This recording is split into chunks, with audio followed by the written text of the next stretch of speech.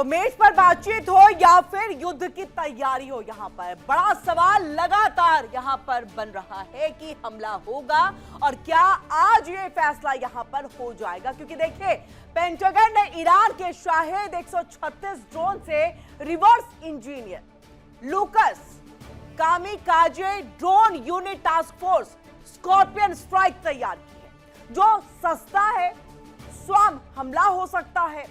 America के पास महंगे हथियार सिर्फ 7 से 10 दिन तक चलने वाले हैं। जिनेवा टॉक्स में प्रोग्रेस हुई है, लेकिन कोई डील नहीं, यानी कि बात पूरी तरह से बन नहीं पाई।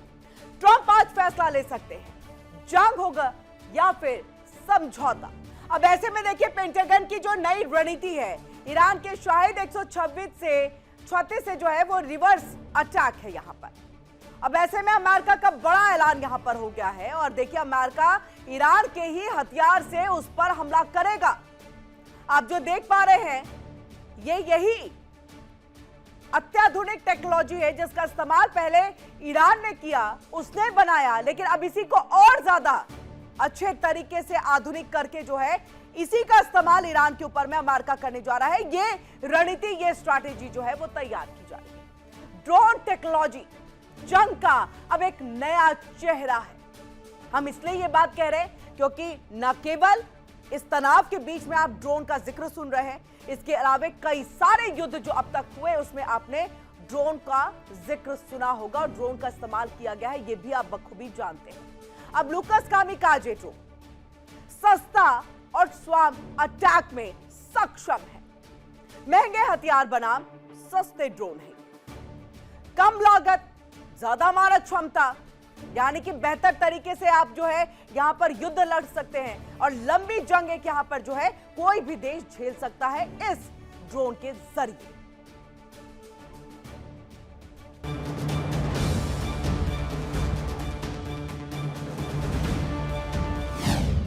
अमेरिका का बड़ा प्लान, ईरान के ही हथियार से करेंगे उस पर हमला।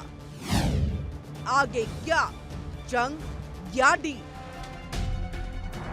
अमेरिका और ईरान के बीच तनाव अब चरम पर पहुंच चुका है। 27 फरवरी 2026 को पेंटागन ने एक बड़ा ऐलान किया। वो ईरान के ही बनाए ड्रोन को कॉपी करके बेहतर बनाकर ईरान पर ही इस्तेमाल करेगा। ये टास्क फोर्स स्कॉर्पियन स्ट्राइक नाम का अमेरिका का पहला कामकाजी ड्रोन यूनिट है, जो मिडिल ईस्ट में तैनात है। अगर राष्ट्रपति डोनाल्ड ट्रंप आदेश दें तो ईरान पर हमला हो सकता है। ईरान का न्यूक्लियर प्रोग्राम सालों से विवाद का केंद्र है। अमेरिका और इजराइल का आरोप है कि ईरान गुपचुप तरीके से परमाणु बम बना रहा है। ट्रंप ने 2025 में सत्ता संभालते ही ईरान पर कड़े प्रतिबंध लगाए और कहा, या तो डील करो या हमले के लिए तैयार रहो। फरवरी 2026 में अमेरिका ने मिडिल ईस्ट में 500 से ज्यादा लड़ाकू विमान, 2 एयरक्राफ्ट कैरियर और हजारों सैनिक तैनात कर दिए। ईरान ने जवाब में कहा, हमले हुए तो अमेरिकी बेस पर मिसाइलें बरसाएंगे। ड्रोन का नाम लूकस। कहां से आइडिया? ईरान के शाहिद 136 ड्रोन से। कंपनी स्पेक्ट्रम वर्कर्स, एरिजोना की ये कंपनी। कीमत सिर्फ $35,000, करीब 29 लाख। ऑटोनॉमस, खुद उड़ता है, पायलट की जरूरत नहीं। GPS denied navigation, GPS jam होने पर भी काम करता है। स्वार्मिंग, 40 ड्रोन्स का झुंड एक साथ हमला करता है। एक तरफ हमला, लक्ष्य पर टकराकर पड़ जाता है। 40 पाउंड पेलोड, विस्फोटक ले जा सकता है। ये ड्रोन सॉफ्ट टारगेट जैसे मिसाइल साइट, सड़कें, फैक्ट्रियां पर हमला करने के लिए बने हैं। सेंट्रल कमांड के तहत काम करता है।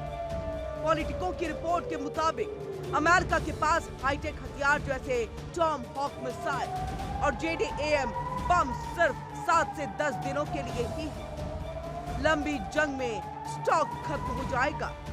ईरान भी ये जानता है और इसलिए अमेरिका को सस्ते, ज्यादा संख्या में बनने वाले हथियार चाहिए। लूकस ड्रोन इसी समस्या का हल।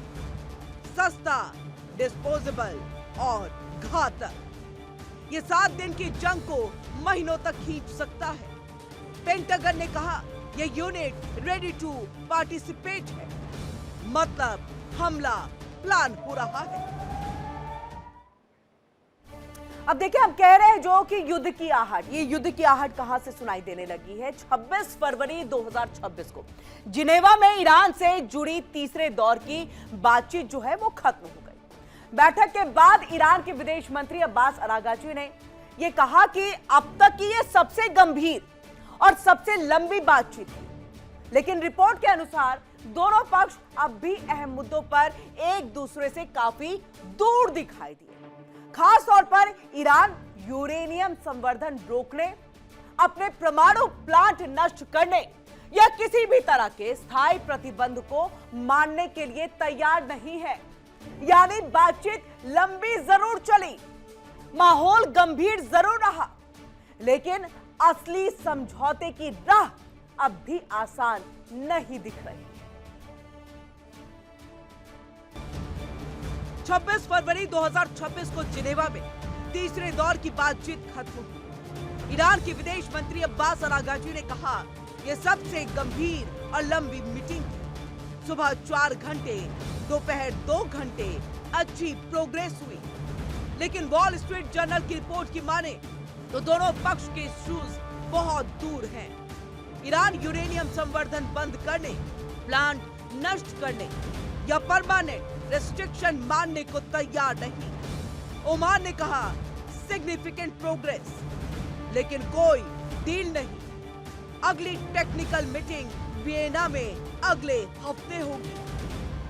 दोनों बातें सही हैं, माहौल बेहतर हुआ है, लेकिन असली मुद्दों पर कोई समझौता नहीं। ये गैप ही जंग की शुरुआत हो सकती है। 19 फरवरी को ट्रंप ने 10 से 15 दिन तक का डेडलाइन दिया था, और ऐसे में अब समय खत्म हो रहा है।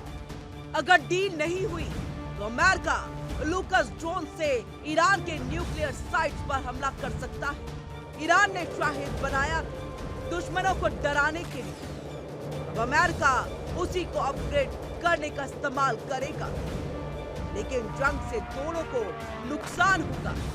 तेल की कीमतें आसमान छू सकती हैं, मिडिल ईस्ट अस्थिर हो सकता है। एक्सपर्ट्स कहते हैं ये ड्रोन यूनिट अमेरिका की नई रणनीति है, सस्ते हथियारों से लंबी जंग लड़ना। लेकिन डिप्लोमेसी अभी जिंदा है। ईरान का हथियार अमेरिका ने चुराया, बेहतर बनाया और अब उसी से धमकी दे रहा है। जिनेवा में प्रोग्रेस है, लेकिन डिफरेंस ज्यादा। ट्रंप का फैसला जल्द ही आएगा, जंग या शांति। Bureau report, India daily.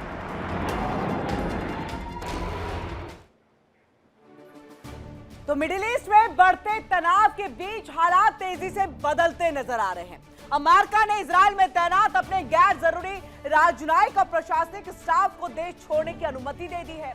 अमेरिकी राजदूत माइक हकाबी ने सुरक्षा हालात का हवाला देते हुए स्टाफ से तुरंत रवाना होने को कहा। तो वहीं दूसरी तरफ ईरान के सर्वोच्च नेता अयातुल्लाह अली खामनेई के प्रतिनिधि ने चेतावनी दी कि बातचीत नाकाम होने पर युद्ध टकराव वाली स्थिति जो है वो पैदा हो जाएगी। और इस बीच चीन ने भी अपने नागरिकों को ईरान छोड़ने की सलाह जारी कर दी है, यानी एडवाइजरी को जारी कर दिया गया है, जिससे हालात की गंभीरता और ज्यादा बढ़ गई है। अब आइए आपको ग्राफिक्स के जरिए दिखाते हैं युद्ध या कूटनीति और वॉर का क्या कुछ खतरा मंडरा रहा है और किस लेवल तक मंडरा रहा है। अमेरिका और ईरान के बीच में यह बढ़ता हुआ तनाव, बढ़ते तनाव को देखते हुए एडवाइजरी जारी की गई। अब एडवाइजरी जारी अमेरिका ने पहले की और अमेरिका ने यह कहा कि डरने की आवश्यकता नहीं, लेकिन जिसको निकलना है वो अभी इसी वक्त निकल जाए। और क्या कुछ कहा गया, अपने नागरिकों को इजराइल छोड़ने को कह दिया है, यानी न केवल ईरान बल्कि इजराइल को भी आप छोड़ दीजिए, क्योंकि इजराइल पहला हमला करेगा तो ईरान भी पलटवार करेगा और इजराइल की स्थिति भी गंभीर हो जाएगी। और अपने नागरिकों को ईरान से निकलने की भी सलाह दे दी गई है। चीन ने भी अपने नागरिकों को ईरान छोड़ने को कह दिया है।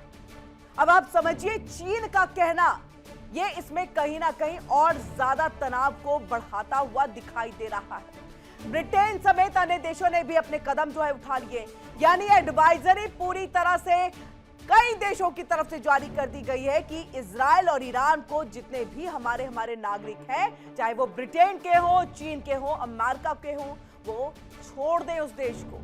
क्या कुछ कहा गया, देखिए रिपोर्ट।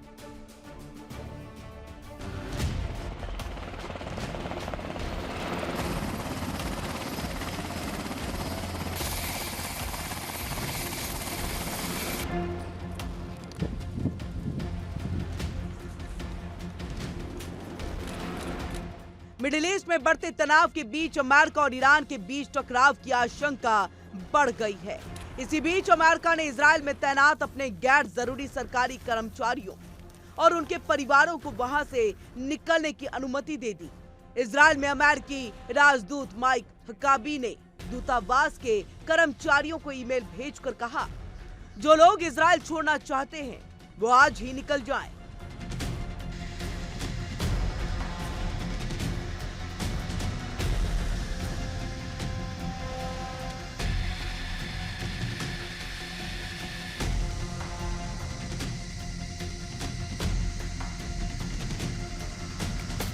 हकाबी की ओर से भेजे गए ईमेल में कहा गया है, हवाई टिकटों की मांग बढ़ सकती है, इसलिए जल्दी से सीट बुक करें और पहले देश से बाहर निकलें। हालांकि उन्होंने ये भी कहा, घबराने की जरूरत नहीं, लेकिन जो जाना चाहते हैं वो देरी न करें।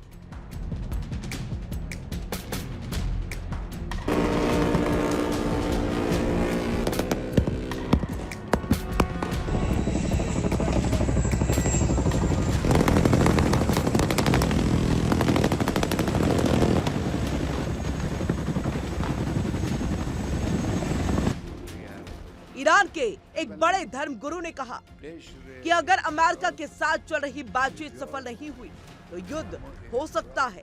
फ्रांस प्रांत में supreme leader Ayatollah Ali Khamenei के प्रतिनिधि लुत्फुल्लाह देशकाम ने कहा कि हर बातचीत का अच्छा नतीजा नहीं निकलता। अगर बातचीत बेनतीजा रहती है तो अगला रास्ता युद्ध भी हो सकता है।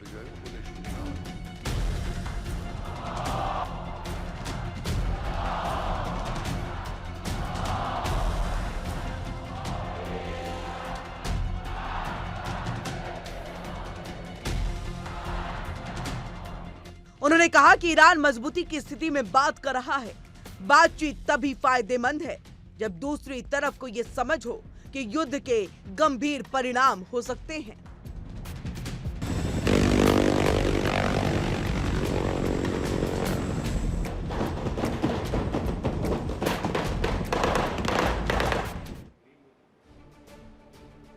देखिए इंडिया डेली 24/7 अब आपकी स्मार्ट टीवी पर। इंडिया डेली मौजूद है सभी डिजिटल प्लेटफॉर्म पर लाइव और लगातार। इंडिया डेली 24/7 हर दिन राष्ट्र को समर्पित।